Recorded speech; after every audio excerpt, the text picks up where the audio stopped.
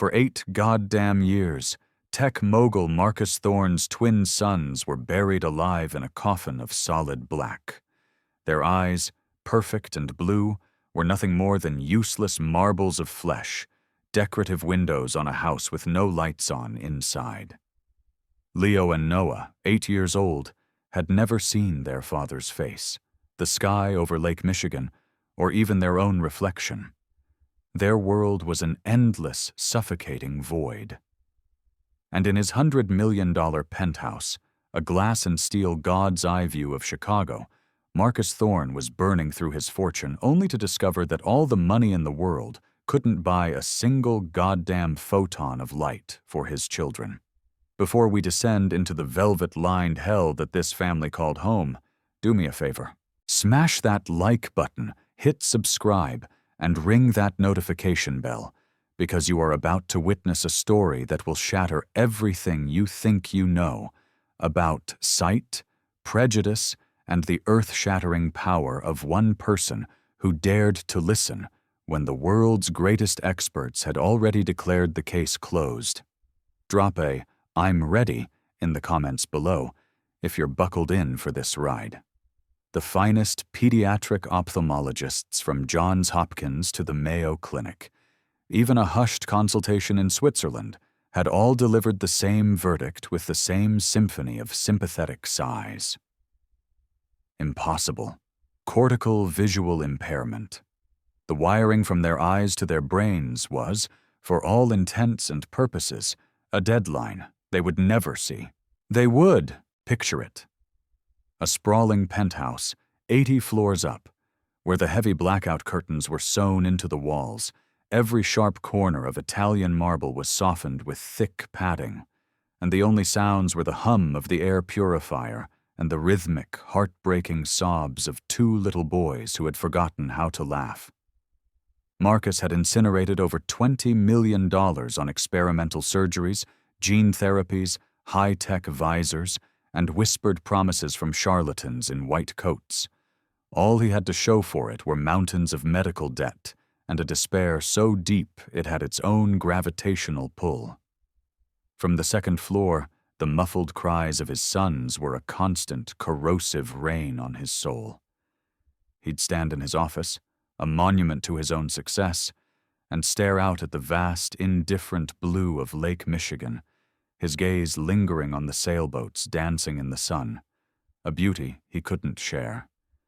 His wife, Eleanor, had died giving birth to them, a tragedy that had cleaved his world in 2, leaving him with a ghost in his bed and 2 sons condemned to an eternal night. His company, Nexus Dynamics, soared. The stock split. The algorithms he'd designed were changing the world, but they were just cold, dead numbers. His children, his legacy, remained trapped. The sleek, minimalist intercom buzzed. Security, in a bored tone, announced an applicant had arrived for the janitorial position. In a home that ran on silent Swiss watch precision, cleaning was a minor gear, an afterthought. Marcus sighed, straightened his Tom Ford suit, and prepared to perform the mundane ritual. He stepped out into the grand foyer, a cavern of white marble and cold steel, and it was here, in this sterile cathedral of wealth, that the entire universe of this story bent on its axis. Standing by the concierge desk was Serafina Washington, a tall, graceful black woman in a simple button-down shirt, dark, clean jeans, and sneakers that had seen better days but were scrubbed to a brilliant white. She held a small, organized tool bag. Her hair was pulled back in a neat bun, and her eyes were unnervingly calm, taking in everything without judgment. The security guard, a man built like a refrigerator, glanced at her visitor's pass and mumbled, "Service entrances around back." It was a standard line, procedural, yet it carried the subtle, sharp sting of 1,000 tiny cuts. Serafina didn't flinch. She simply lifted her chin. "I have an appointment with Mr. Thorne." A flicker of confusion, then embarrassment, crossed the guard's face. "Oh, My apologies, ma'am. The private elevator to the penthouse is this way. Upstairs, Mrs. Albright, the long-serving house manager with a spine of steel and hair to match, greeted Serafina in a hallway lined with abstract art that felt as cold as the marble it hung on. Mr. Thorne is a man of routine, she whispered, her tone a blend of warning and welcome. This house has its own ecosystem, its own rules. Serafina nodded, her gaze sweeping the space. She saw the rounded edges on the furniture, the clear, wide pathways, the absence of any clutter. It was a home optimized for the blind. But what made a knot tighten in her chest was how every window was sealed against the brilliant Chicago morning, plunging the entire floor into a dim, artificial twilight. Marcus entered, his face a mask of weary politeness. Ms. Washington, thank you for coming.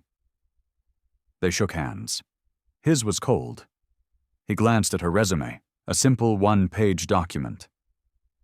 3 floors, 16,000 square feet. The salary is $4,000 a week, weekends off. He paused, his eyes hardening just a fraction. There is one non-negotiable condition. You are not to interfere with my son's care, at all. I will not have anyone, and I mean anyone, planting seeds of hope in this house only to watch them die again. His voice cracked on the final words, a raw wound exposed for a split second before the mask was back in place. Serafina took a slow, deliberate breath. She knew the weight of that particular poison, the bitter taste of hope turned to ash. Back in a small apartment in Englewood, she had raised her younger brother, Jamal, who had been born with severely low vision. She had taught him to navigate by sound, to play games with high-contrast cards, to feel the warmth of the sun on his face and know which way was west. He had died in a hit-and-run at 16, and on that day, Serafina had made a silent vow. If she ever got the chance, she would use every lesson learned in pain and patience so that another child would not have to grow up drowning in darkness. I don't make promises I can't prove, she replied, her gaze steady and direct, meeting his without intimidation. I'll do my job, Mr. Thorne. I'll respect your home and your family's pain. From upstairs, the sound of a child's wail, thin and desperate, drifted down the sweeping staircase. Marcus winced, a barely perceptible flinch. He closed the folder. You can start tomorrow. As Serafina was being shown out, Brenda, the nanny, a woman in her 50s with a sour, pinched face and a starched white uniform, glanced at Serafina's tool bag with a dismissive little smirk. We have a certain way of doing things here, she said, the implication hanging in the air like toxic dust. Don't get any ideas. You're just the help. Serafina offered a polite, unreadable smile. She was an expert at navigating the minefields of houses like this one. That night, in the small, sterile staff quarters, she opened an old, worn wooden box. Inside were her notes on Jamal, a small, powerful flashlight with different colored filters, a set of black and white patterned cards, and a small, clicking toy. She packed them carefully in her bag. Chicago was a city of brutal winds and brilliant light. She had a feeling that in this sky-high fortress of despair, she might just find a crack to let a little of that light in. The next morning, Serafina arrived before the sun had fully risen over the lake. Mrs. Albright gave her a tour of the cleaning supplies, all unscented, all hypoallergenic. Marcus strode past, a phone pressed to his ear, but offered a curt nod of acknowledgement. Serafina began her work, the rule repeating in her mind like a mantra. Don't interfere. Don't interfere. But the sobbing from the second-floor family room was a siren's call, pulling at something deep within her. The door was slightly ajar. She peered inside. 2 small boys, Leo and Noah, were curled in enormous, oversized armchairs, rocking back and forth in a motion of frantic self-soothing. Across the room, Brenda the nanny sat scrolling through her phone, the blue light of the screen illuminating her bored expression. "Stop your crying," Brenda said, her voice flat, devoid of any warmth. "You know it doesn't do any good." She didn't look up. She didn't move closer. Serafina's heart seized in her chest. It wasn't just the sadness. It was the chilling, profound neglect of the spirit. She backed away from the door, her hand gripping the handle of a spray bottle filled with water and a hint of vinegar. She stepped into the room, not with a greeting, but with a sound. Shh, shh, a clean, sharp, percussive noise as she spritzed a microfiber cloth. Instantly, both boys stopped crying. Their heads, like two tiny radar dishes, swiveled in her direction. "Hello there," Serafina whispered, her voice soft as velvet. "My name is Sarah. I'm just here to make the room clean and fresh." Leo, the quieter of the two, turned his face toward her with an uncanny accuracy. Where's Brenda?" "She'll be right back," Sarah said. "Do you two want to help me? We can listen to the cleaning sounds." She squeezed the bottle again. Sssst. A tiny giggle escaped Noah. Leo's fingers started tapping the rhythm on the arm of his chair. A real, honest-to-God laugh bubbled up from Noah's chest, a sound so alien in that house it was like the first ray of sun after a biblical flood. In that one fleeting moment, Serafina understood. The darkness in this house wasn't absolute. It had cracks. And where there are cracks, light has a way of getting in. She glanced at the thick, oppressive curtains, a revolutionary thought sparking in her mind. But she extinguished it. Not yet.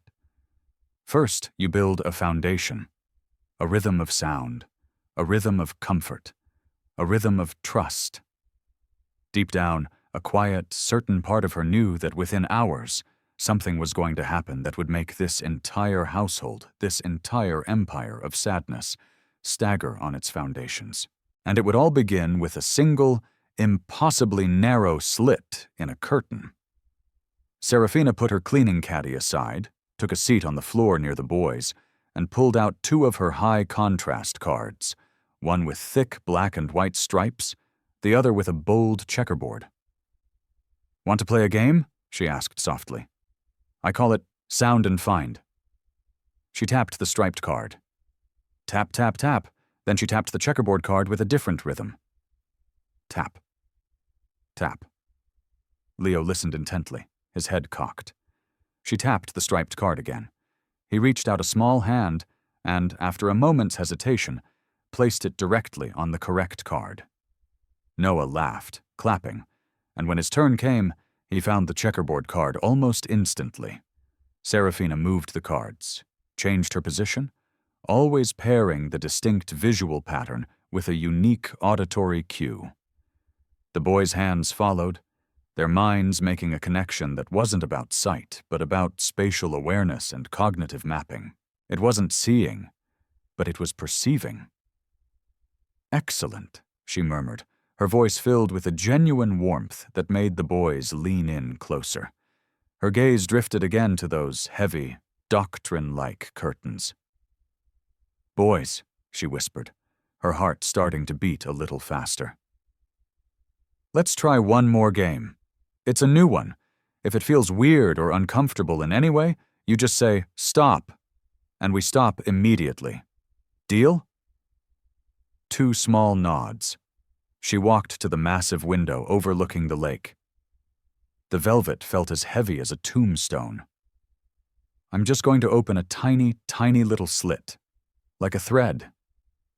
Her fingers pinched the fabric. With a soft shick, she pulled it back less than an inch. A single razor-thin blade of brilliant morning light sliced through the gloom, painting a sharp, white line on the dark wood floor. It was instantaneous. Leo and Noah both froze, their rocking stilled. Both of their faces, as if pulled by an invisible string, turned directly towards the light. Their chests rose and fell in shallow, rapid breaths.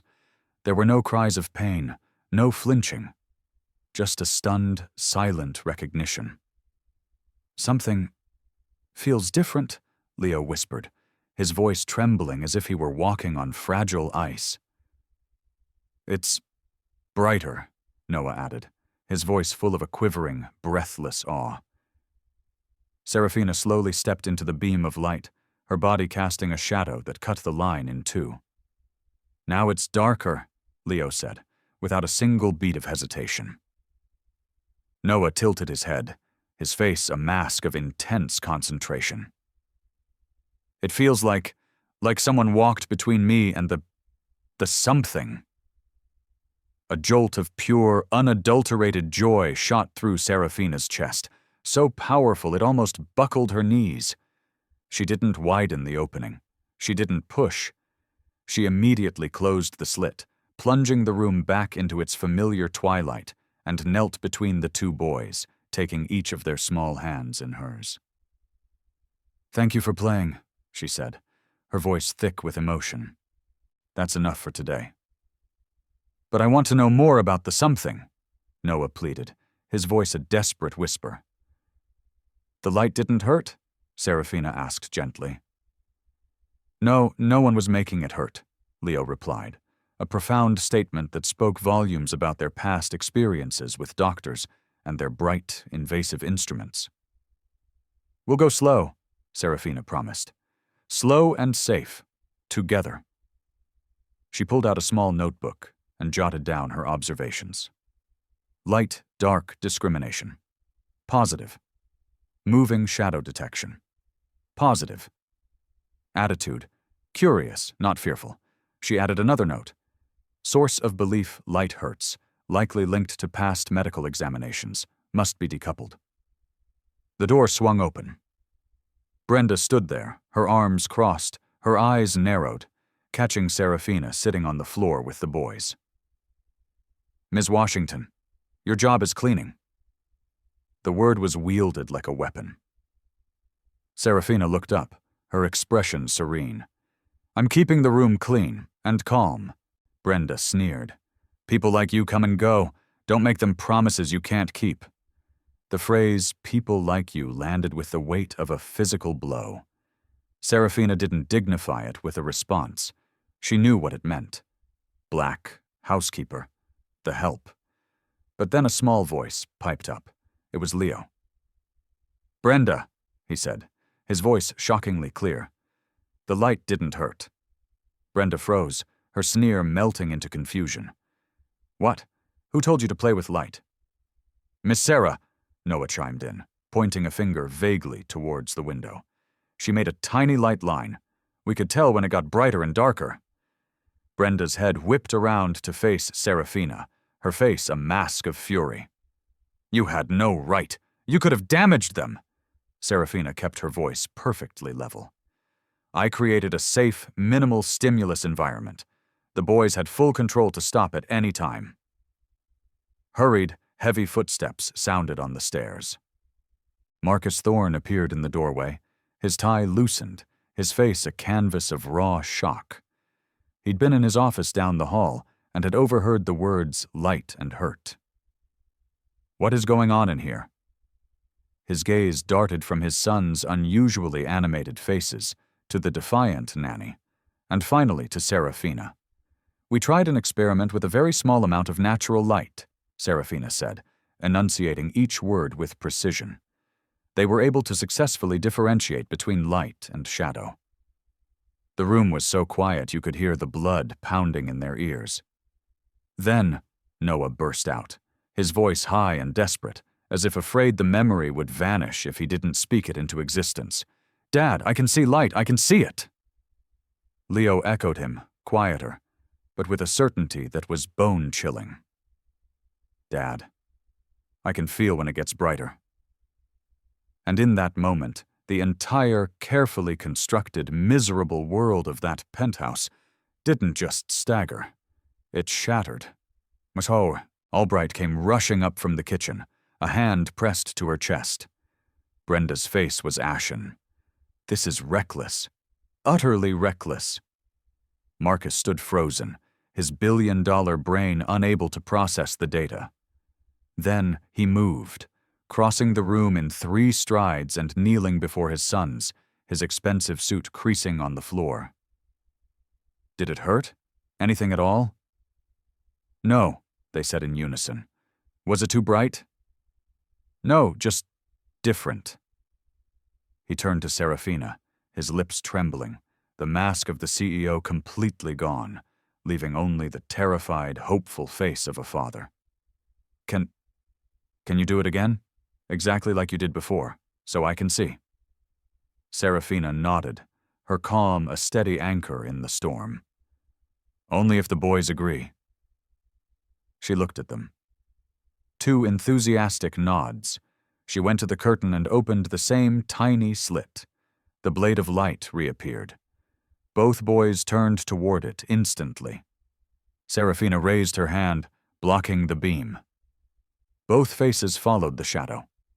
No special equipment, no medical jargon, just observation, respect, and a single thread of sunlight.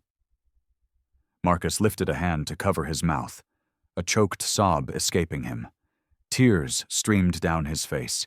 8 years of darkness, 8 years of doctors shaking their heads, 8 years of hell, cracked open by a housekeeper with a spray bottle and a sliver of light. Oh my God! Brenda, seeing her authority, her entire worldview, crumbling, snatched her phone. "I'm calling Dr. Finch. This is not part of their approved therapy plan." Mrs. Albright put a restraining hand on her arm. "Brenda, please, wait." Brenda shook her off. "The doctor said bright light is painful and damaging to their condition." The words, repeated for years, had become an unassailable truth, a curse laid upon the house. Leo shrank back at the memory of bright lights and cold metal instruments. Serafina immediately crouched down, meeting them at eye level. "No one here will ever hurt you with light. We decide how much. You have the power to say stop. Always." Slowly, the tension in their small bodies eased. Marcus found his voice, and it was laced with steel. "Brenda, enough. I am witnessing a miracle. Put the phone down." He turned back to Serafina, his eyes shining with unshed tears. "Thank you," he whispered. "Thank you for not being afraid of the dark." Brenda, defeated, slammed the door on her way out, leaving behind a silence that was filled not with despair, but with a fragile, terrifying, beautiful new possibility. Serafina, ever the scientist, was already in her notebook. Time, distance, reaction, children's exact words. "We go slow," she told Marcus. "Minutes at a time. I'll record everything on video. We'll build a mountain of evidence so high no one can ever ignore it again." Marcus nodded, a new fire in his eyes. "No more closed curtains," he declared, his voice ringing with newfound purpose. "From this day forward, this house will no longer fear the light. We will plan for it." Mrs. Albright handed Serafina a cup of tea, her own eyes glistening. "You didn't just clean a room, dear," she whispered. "You just woke up this entire house." Serafina knew a storm was coming. Calls from the clinic, accusations, investigations. But for the first time, in a long time, the darkness in this house had been pushed back. And as she watched Leo and Noah take turns putting their hands in that single miraculous beam of sun, she knew that a war had just been declared, and she was on the front lines. What do you think is going to happen next? When established authority is challenged by simple, observable truth, who do you think usually wins? Let me know your predictions in the comments. The afternoon following the light incident, Serafina wasn't celebrating. She was preparing for war.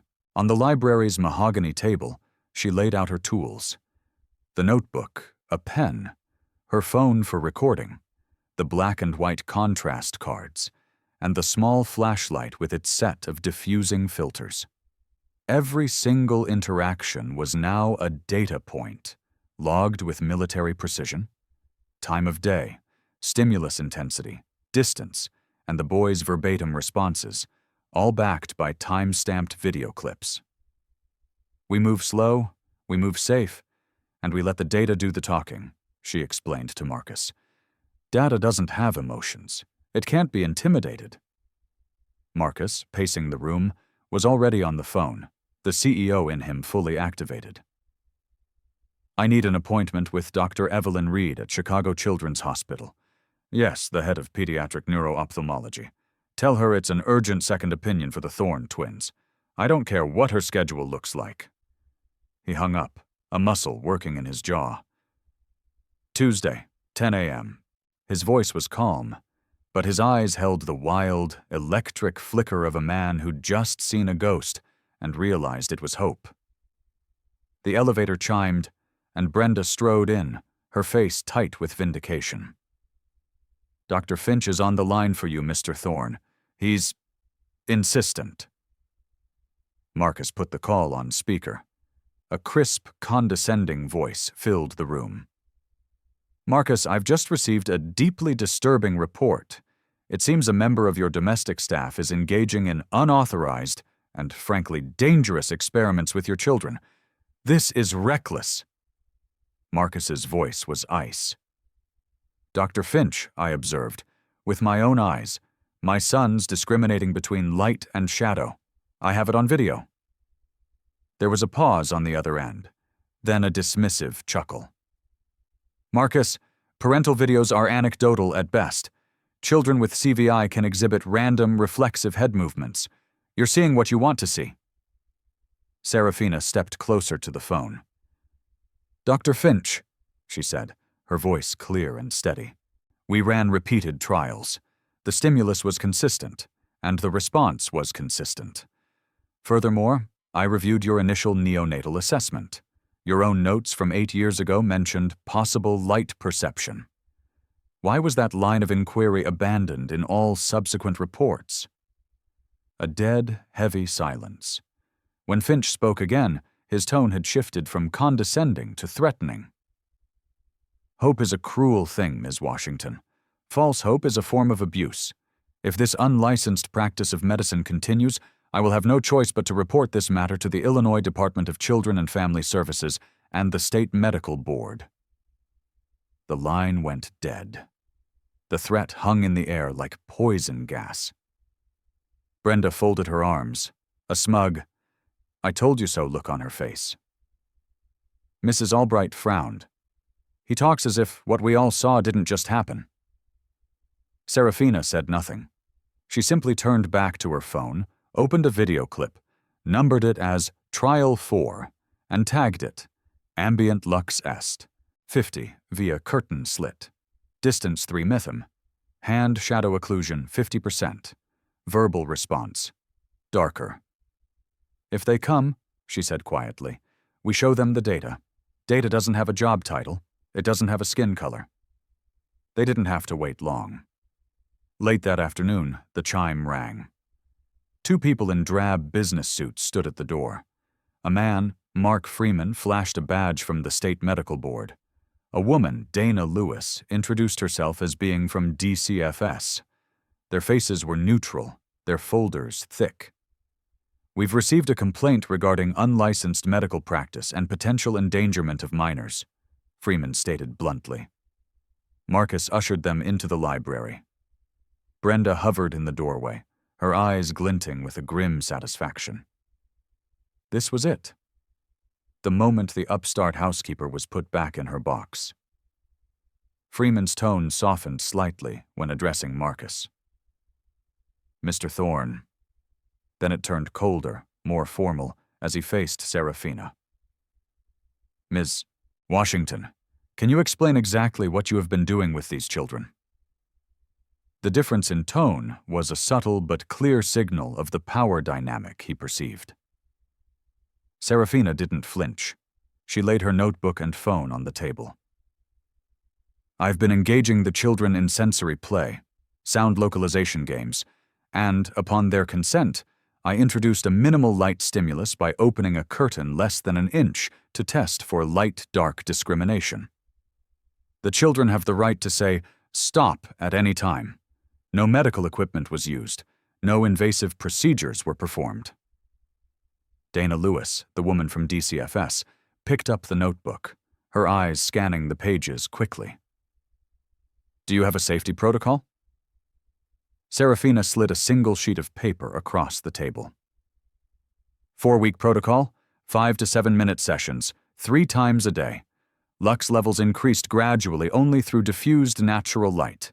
No direct light sources. Immediate cessation if any signs of distress are observed. Freeman looked at Marcus. "We'll need to see the children." Marcus nodded. A moment later, Leo and Noah entered, holding hands.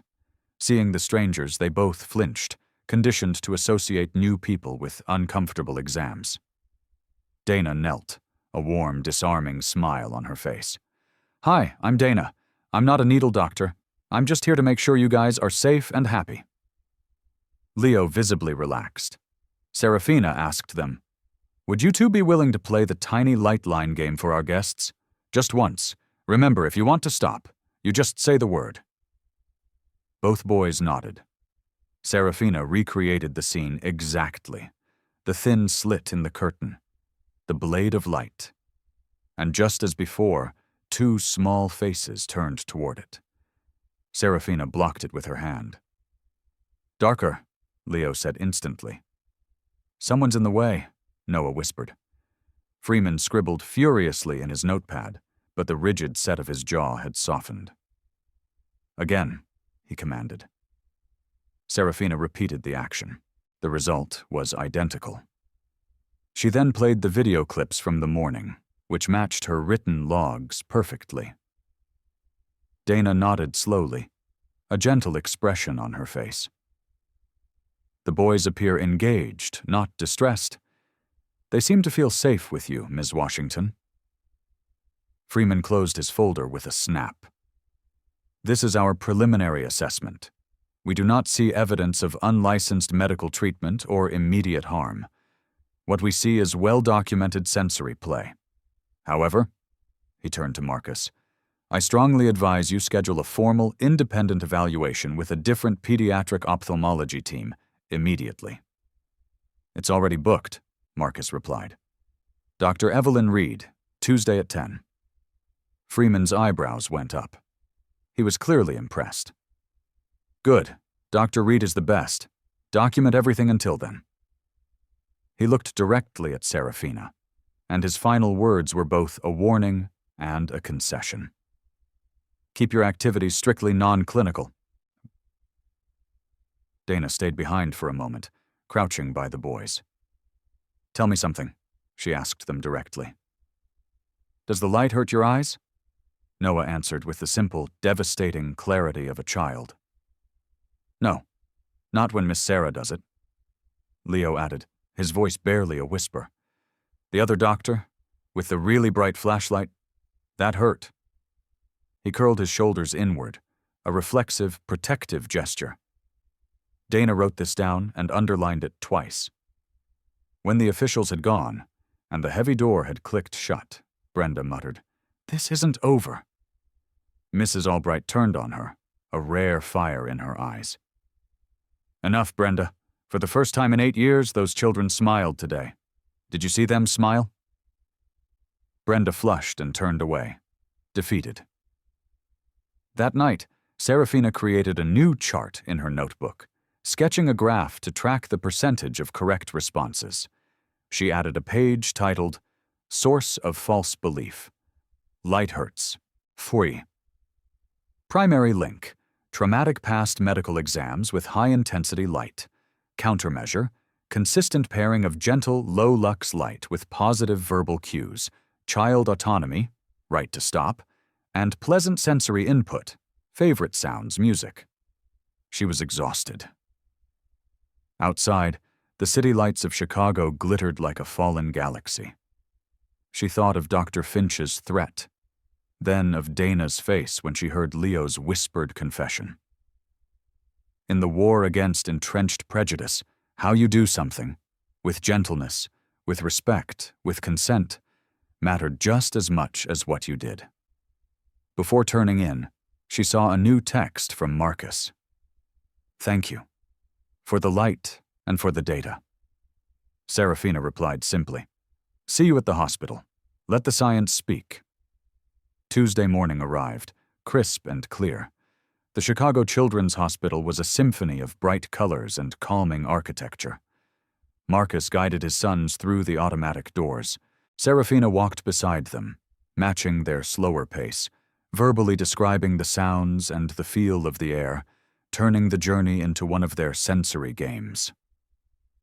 At the reception desk for the ophthalmology department, Serafina handed over a meticulously organized folder.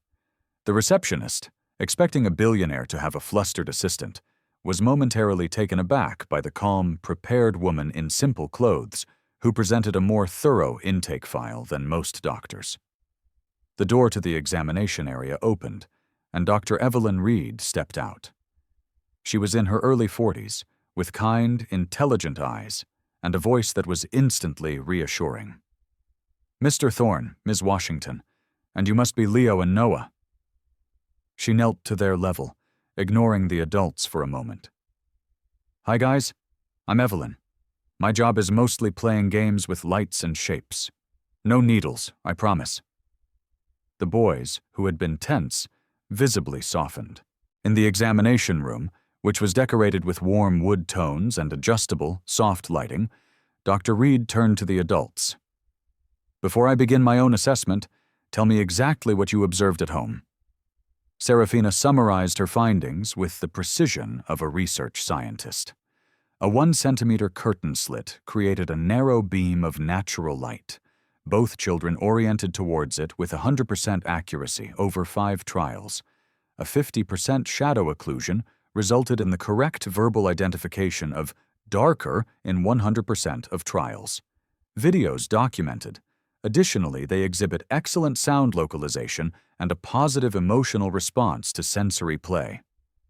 Marcus added, his voice thick, "For 8 years, not a single person has ever shown me this was possible." Dr. Reed nodded, her expression serious. "Okay, we're going to run a full gentle panel, pupillary light reflex with a very low light source, optokinetic nystagmus with slow-moving, high-contrast stripes, and a visual evoked potential test. Everything will be done slowly. And boys," she looked at them, "you are the bosses. You say stop, we stop." Test 1. PLR. In a dim room, Dr. Reed used an indirect, diffused light source, observing their pupils with an infrared camera. "I'm just shining a soft light near your cheek, not in your eyes." Leo's pupil constricted slightly. Noah's was more distinct. Dr. Reed made a note. PLR response present. Afferent pathway is intact. Test 2. OKN. A screen displayed wide, slow-moving black and white bars. "Guys, just try to feel where the stripes are moving." Faint, jerky tracking movements were observed in both boys' eyes, Noah's more pronounced than Leo's. "This suggests the brain is receiving and attempting to process large-scale motion," she explained to Marcus. Test 3. VEP. This involved a soft cap with electrodes, which the boys thought was a cool space helmet. High-contrast patterns flashed slowly on a screen. Serafina held her breath, squeezing her hands together. Marcus stared at the monitor as if it were an oracle. And then it appeared. Jagged but undeniable waveforms rising from the baseline. The signal was getting through. After 2 hours of patient, gentle testing, Dr. Reed invited them into her consulting office. She placed a summary sheet on the desk. "Based on the positive PLR, OKN, and VEP responses, I estimate that both children have a significant degree of functional vision. I can't give you a number like 2200 yet, but they are certainly not totally blind.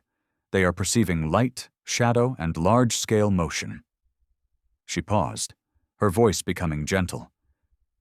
"Marcus, the neonatal note from 8 years ago that Ms. Washington flagged, It mentioned possible light perception. That should have been the start of an investigation, not the end of one. Marcus sagged in his chair, the weight of 8 wasted years crashing down on him. So, we lost time. Doctor, Reed met his gaze with profound empathy. We lost some time, but the brain of an 8-year-old is incredibly plastic. What matters is what we do now. She turned to Serafina. What you did, the slow, documented, consent-based introduction of light, is exactly the right approach. It's textbook sensory habilitation. I want you to continue your protocol. We will supplement it with weekly in-clinic vision therapy. Serafina nodded, her eyes misty. We'll stick to the data.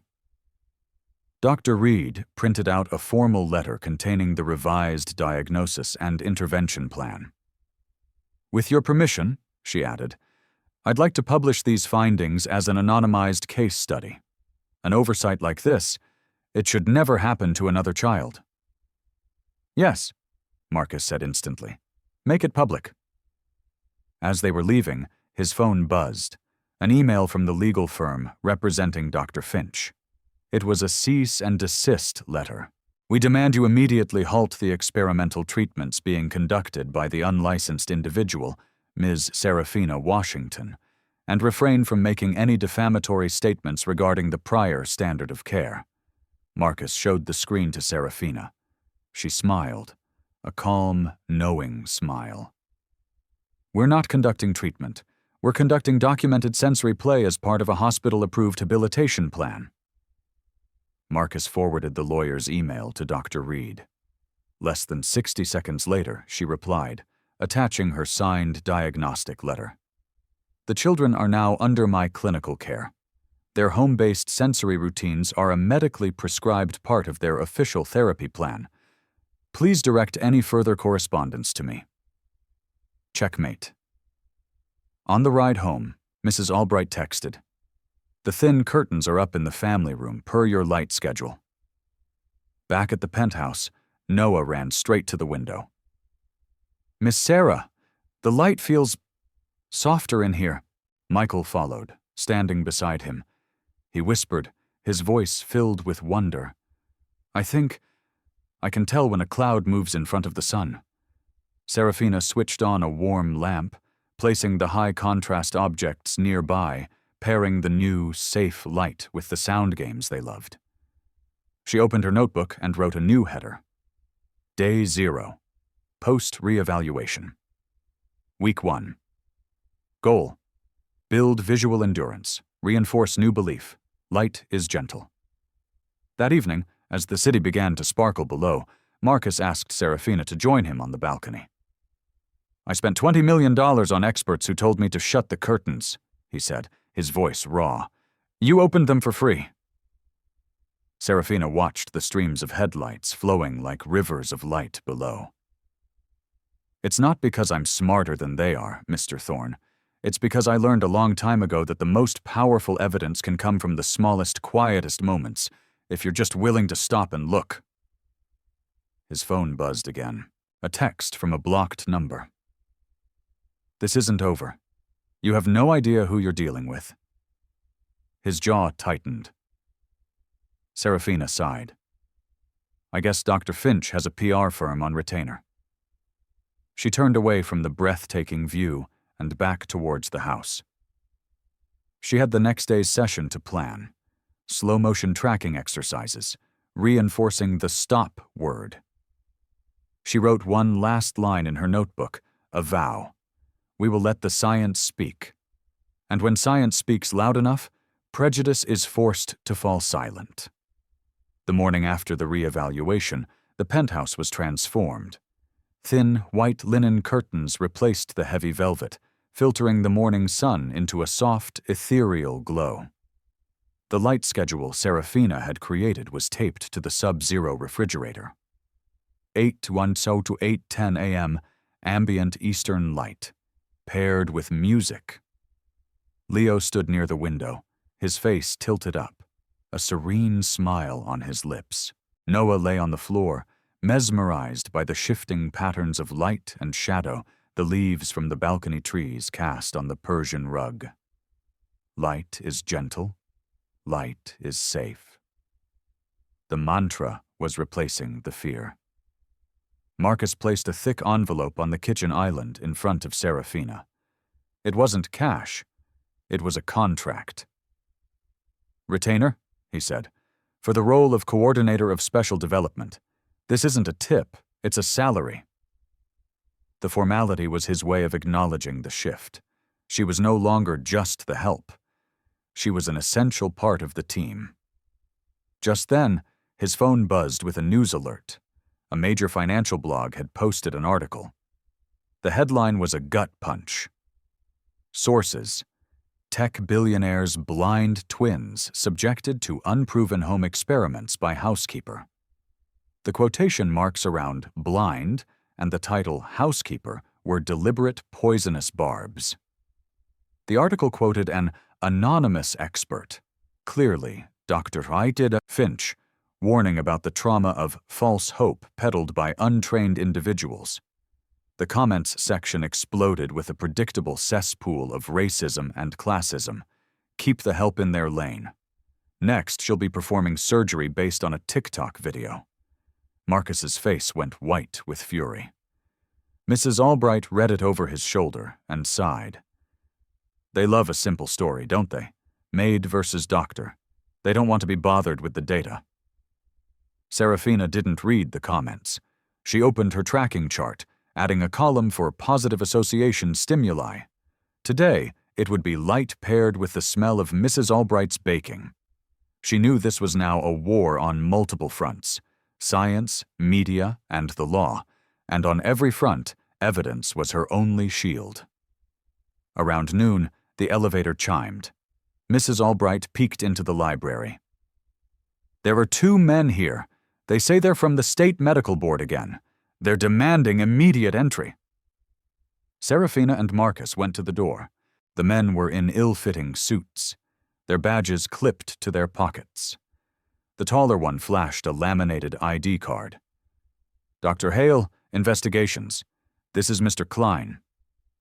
Serafina took the card, her eyes scanning it with a practiced calm. She'd spent years navigating bureaucracies. The engraving felt a little shallow. The font was a hair off. The hotline number was italicized when it should have been standard. "Red flags." She smiled politely. "Of course. Just give me 1 moment to verify your appointment with the board." "We don't have time for that," Hale snapped, reaching for the door. Serafina held her ground and dialed the number of Mark Freeman, the legitimate official from the first visit. He answered on the second ring. "Sarah, what's up?" "Mr. Freeman, I have a Dr. Hale and a Mr. Klein here for an inspection. Can you confirm?" Freeman's voice turned hard. "There is no one on my team by those names. Do not let them in. I'm calling building security now." Serafina looked up at the 2 men, her expression unreadable. "I'm sorry, gentlemen. The board confirms you have no appointment. Please leave the premises before you're escorted out." Hale's face turned purple. "Who the hell do you think you are to—" Marcus stepped forward, his voice dropping to a low, dangerous growl. "I'm the man who owns the building. Security." 2 uniformed guards appeared, as if from nowhere, and the imposters were unceremoniously marched back to the elevator. When the door closed, Mrs. Albright let out a shaky breath. Marcus turned to Serafina, his eyes wide. "How did you know that card was fake?" She shrugged. "Prejudice often travels with a fake badge. Authority should be earned, not just declared." That afternoon, Dr. Reed called. "The board has scheduled a formal case conference for this Friday at 2 p.m., she said. "Finch is pushing for an emergency injunction to halt all home sessions. I'll be there with my data. You need to bring your logs, your videos, and your unshakable calm." "We'll be ready," Marcus promised. Serafina spent the rest of the day with the boys, introducing colored films over the flashlight beam to test their perception of different wavelengths. "Does this feel brighter, or does this?" she'd ask, switching between a thin yellow and a pale blue filter. "The yellow one," Noah chirped. "Blue is dimmer," Leo stated. Serafina noted it down. Perceived brightness difference, yellow versus blue spectrum. No grand conclusions, just observation. Just letting the science draw its own map. As they were leaving for the day, a news van was parked outside the building. A reporter ambushed them, shoving a microphone in Serafina's face. "Ms. Washington, are you qualified to be experimenting on these children?" Serafina paused, looked directly into the camera lens, and spoke with quiet, unshakable authority. "We don't experiment on children. We listen to them. And we are following a gentle, documented sensory plan prescribed by one of this country's leading ophthalmologists. Hope isn't cruel when it's measured." She didn't wait for a follow-up, walking away with a dignity that left the reporter speechless. That night, Leo found her as she was logging her final notes. He rested a small hand on her notebook. "Miss Sarah, are they going to make us stop?" She knelt down to his level. "No one can ever take away what you've already seen and felt, Leo. Even if they pause us for a day, the light will still be there. And we will always come back to it." Noah, who had followed him, whispered, "Can we show them the video? The one where the shadow moves?" "We will," Serafina promised. "We'll show them all the evidence." She spent the next hour annotating video clips and emailing them to Dr. Reed, her notes as precise as any lab report. Trial 5, ambient lux approx, 3540, occlusion 50%, orientation latency 450, 600 meters. Marcus looked over her shoulder and sighed. If only someone had done this 8 years ago. Serafina closed her laptop. "People were too busy diagnosing," she said softly. "They forgot to observe." Across the city, in a dark sedan parked with a view of the Thorne penthouse, Dr. Finch watched the clip of Serafina's brief, powerful statement to the press on his phone. His lips curled into a snarl. He fired off a text to his PR contact. "Push the reckless Maid angle hard tonight. Leak the old total blindness reports. Frame this as child endangerment." A reply came back instantly. "On it." Up in the penthouse, Serafina wrote the final entry for the day in her journal. Day T-2 to case conference. Light is present. Prejudice is present. We will let evidence walk ahead of fear. She switched off the lamp. The city glittered outside, but inside this home, a new belief had finally found a safe place to rest. Friday, 1:45 p.m. The State Medical Board's conference room was sterile and cold, dominated by a massive oak table that seemed to absorb all sound. Dr. Patel, the board chair, sat at its head. To her right sat Mark Freeman. Across the table, Dr. Finch was flanked by his attorney, a man with a face like a clenched fist. On the other side sat Dr. Reed, Marcus, and Serafina, a single laptop between them holding their entire arsenal of truth.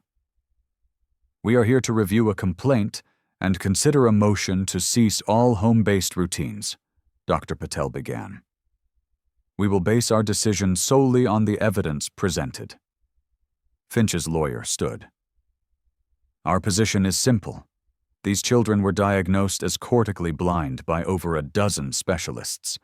A housekeeper is now conducting unproven procedures, risking severe psychological trauma. This is the very definition of false hope, and it is being peddled by people who—" He glanced at Serafina. "However well-intentioned, are dangerously out of their depth. Dr. Patel cut him off, her voice sharp. "Counselor, let's stick to the methods, not the resumes." Finch took over. "Any perceived light-dark discrimination is likely coincidence, reflexive head movements common in CVI patients. These videos are not objective data. Freeman leaned forward. Dr. Finch, I'll ask you again. Your own neonatal note flagged possible light perception. Why was that never followed up on? Finch shifted uncomfortably. The consensus of the team was that there was no functional vision to pursue. Do you have documentation of the assessments that led to that consensus? Freeman pressed. Finch deferred to his lawyer, who began shuffling papers evasively. Dr. Patel turned to their side. Dr. Reed. Evelyn Reed stood and connected the laptop to the overhead display. The first slide showed the objective test results. PLR, pupils constricted. OKN, tracking of high contrast stripes present. VEPI, reliable waveforms detected. The graphs on the screen were clear, undeniable peaks of neurological activity. These are not parental impressions. This is biophysical data. My clinical estimate is that these children possess a significant degree of functional vision. I prescribed the home-based sensory routines. They are not treatment. They are a supervised, evidence-based habilitation plan. Here is my letter. She then played a video clip. The thin shaft of light. The two small faces turning in perfect sync. A hand blocking the light. A small voice saying, "Darker." She played another, showing the boys correctly identifying the brighter yellow filter. The latency of their responses is consistent across dozens of trials, she concluded. This is not random. To deny this is to deny physics. Dr. Patel then invited Marcus to speak. He stood, his voice shaking but firm. I'm not a doctor. I'm a father. For 8 years I was told my sons lived in complete darkness. I was told to fear the light. This week, for the first time, I saw my children turn their faces toward a sunbeam and smile. I don't want false hope. I want science, and I want respect. I have received both from Dr. Reed and Ms. Washington. Then, it was Serafina's turn. She stood, her hands resting on the table, her posture radiating a quiet strength. I am a black woman from the south side of Chicago. I am a care worker. My life's work has been to watch, to listen, and to learn. First with my own brother, and now with Leo and Noah. What we do at home is simple. It is consent-based, documented play. The boys can say stop at any time. There is no glare, no pain, no forcing. We are teaching them that light can be gentle. She then looked directly at Dr. Finch, her voice dropping but losing none of its power. Words like housekeeper and maid have been used in this conflict to try to shrink me, in the hopes that the data will shrink with me. But data has no race, it has no job title. It either holds up or it doesn't. And in this case, it holds up every single time. Finch's lawyer sneered. And how many advanced degrees do you hold, Ms. Washington?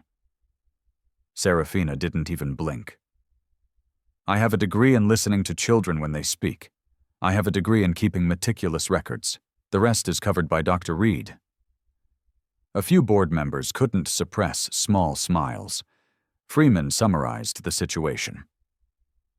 What we have is a set of objective, clinical tests supporting functional vision. We have a supervised home plan that is showing positive results. And we have a very troubling gap in the initial diagnosis. A light perception note that appears to have been ignored. This suggests a potential diagnostic oversight of a serious nature. Dr. Patel conferred with her colleagues. The verdict was swift. The board denies the complainant's request to cease and desist. The home routines may continue under Dr. Reed's supervision. Furthermore, we are opening a formal investigation into the initial diagnostic process of the Finch Vision Institute, specifically regarding the lack of follow-up on the LP note. She looked pointedly at Finch. And we caution all parties against media narratives that could be harmful to the minors involved. The tension in the room snapped. Marcus let out a breath he'd been holding for 8 years, his eyes wet. Dr. Reed squeezed Serafina's hand under the table. Finch sat frozen, his face pale. On his phone, a notification popped up from his PR firm. Segment airs at 8. "Reckless Maid package is ready." He typed back furiously, "Add risk of psychological harm." Quote, anonymous experts. Outside the building, reporters swarmed them. One shoved a mic in Serafina's face. "Ms. Washington, do you feel you're in over your head?" Serafina looked into the lens. "I don't practice medicine. I practice listening. And today, the board listened too." Another reporter asked Dr. Reed, "Doctor, do you really endorse a housekeeper leading these sessions?" Dr. Reed's response was blunt. "I endorse any parent or caregiver who follows a clinical plan, collects data, and centers child consent. A person's title doesn't make a pupil constrict. Light does." As they were leaving, a young mother holding a little boy rushed up to them, her eyes red-rimmed. "Mr. Thorne, Ms. Washington, my son was also told he was totally blind at the Finch Institute, but when I open the curtain just a little, he turns his head. They told me I was just imagining it." She held out her phone, showing a shaky video of her child turning his face toward a sunbeam and smiling. Serafina took the phone, her eyes locking with the mother's. "We see you." Behind her, 2 other parents with similar stories raised their hands.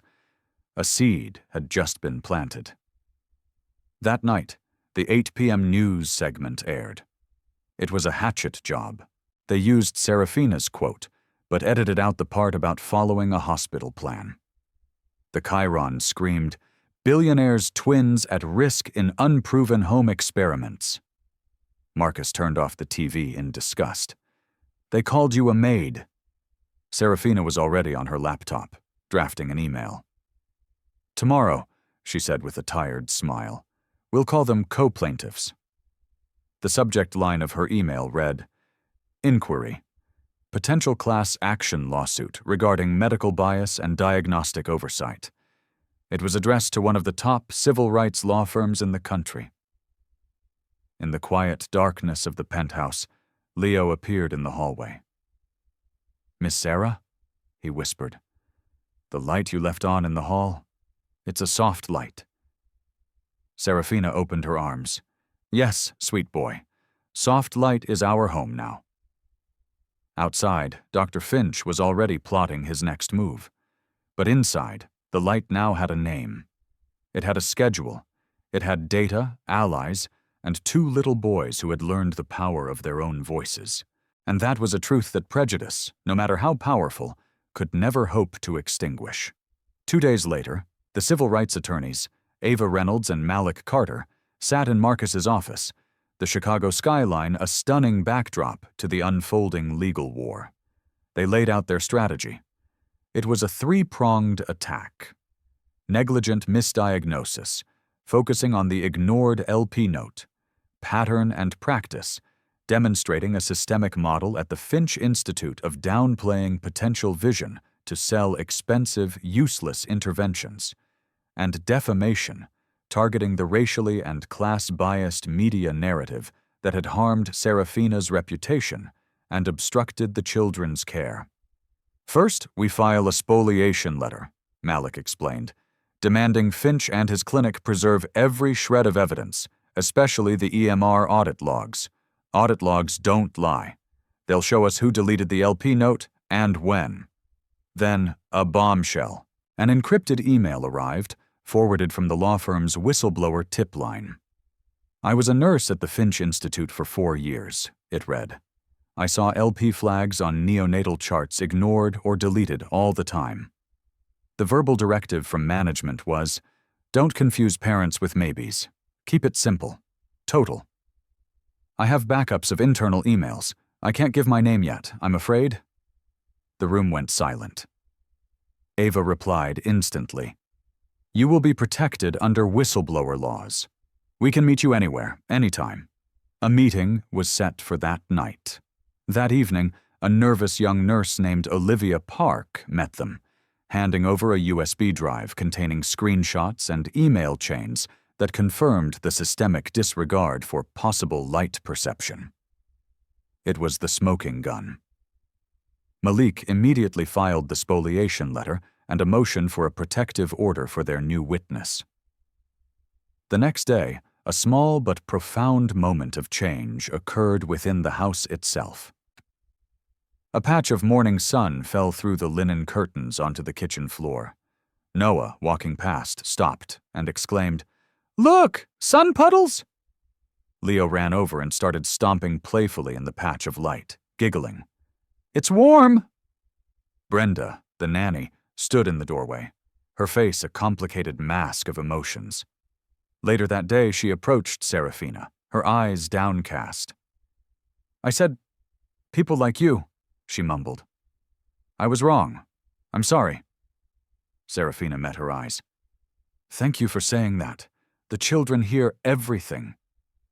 A small victory, but a meaningful one. The battle in the media raged on. But now, when the reckless Maid narrative was pushed, Ava's team would counter with the special master's reports, showing the boys' progress. A new hashtag began to trend quietly, started by the other families. Let them see the light. Then came the depositions. Dr. Finch, appearing via video, squirmed as Malik projected the EMR audit log onto the screen. User, H. Finch. Action, line item deleted from assessment. Timestamp, 10:42 a.m. "Do you want to revise your answer about consolidating notes to avoid confusion, Dr. Finch?" Malik asked, his voice deceptively gentle. Finch's lawyer tried to object, but the damage was done. The data didn't lie. When it was Serafina's turn, the opposing counsel tried to belittle her. "You have no medical degree, correct?" "Correct," Serafina replied calmly.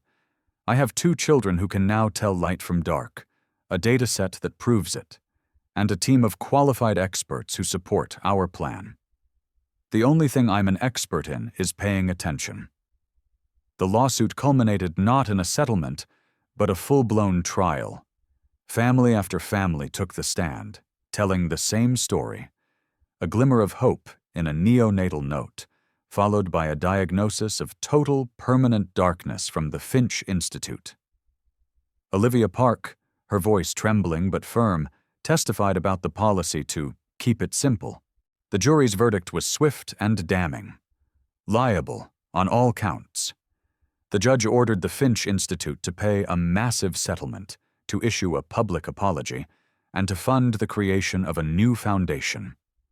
The Gentle Light Fund, dedicated to supporting caregiver-led, consent-based sensory rehabilitation for low-vision children across the country. Weeks later, a primetime news program aired a formal correction. "We apologize to Ms. Serafina Washington for our previous unfair and biased coverage. Care work is skilled work, and listening is a profound skill." The Journal of Pediatric Ophthalmology published Dr. Reed's case study to international acclaim. The state medical board issued new, mandatory protocols for all CVI diagnoses, requiring second opinions and follow-up on any note of light perception. 1 year later, the Thorne family gathered in a sun-drenched corner of Lincoln Park. Celia brought a pie. Brenda brought a speaker playing the jazz music the boys now loved. Marcus sat back, watching his sons. Leo was using a special high-contrast tablet to trace the outlines of leaves. Noah was pointing at a kite, a tiny, bright speck dancing in the blue sky. "I can see the dot, Dad. I can see the kite dot." Marcus turned to Serafina, who was no longer an employee, but a director on the board of the Gentle Light Fund and an irreplaceable part of their lives. His voice was low. "You didn't just give them their sight, Sarah. You gave them their world." Serafina smiled, watching as another mother approached them, a familiar hope and fear in her eyes. She held a small child who was squinting up at the sky. "Are you the ones the mother began. Serafina knelt, her smile warm and welcoming. Yes, we are. Have you ever heard of sun puddles? The story doesn't end there, does it? It ends with a question for you. In a world so quick to label, to dismiss, and to follow authority without question, who are you? Are you the expert who can no longer see the obvious? Or are you the one brave enough to open a tiny slit in a curtain and let the light in? This story is a testament to the fact that true vision has nothing to do with our eyes. It's about seeing past the labels, past the prejudice, and seeing the human being right in front of you. If this story moved you, please share it with someone who needs to hear it. Don't forget to like this video and subscribe to the channel for more stories that don't just entertain, but empower. And tell me in the comments, what's one unshakable truth in your life that might be worth questioning? Thank you for listening.